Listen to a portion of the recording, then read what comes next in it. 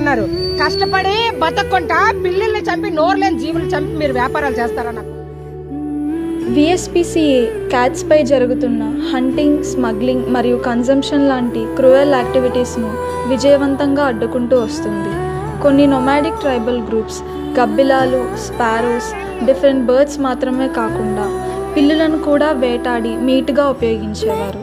కొన్ని సందర్భాల్లో ఎక్స్పెరిమెంటేషన్ కోసం కూడా క్యాట్స్ను సప్లై చేసిన ఘటనలు బయటపడ్డాయి. అయితే ఇప్పుడు సెకండ్ జనరేషన్ మళ్ళీ ఈ ఇల్లీగల్ యాక్టివిటీస్ను కంటిన్యూ చేస్తున్నట్లు గుర్తించబడింది. పిల్లులను వేటాడడం మాత్రమే కాకుండా రోడ్ సైడ్ హోటల్స్కి కూడా సప్లై చేస్తున్నారనే సమాచారం బయటకు వచ్చింది.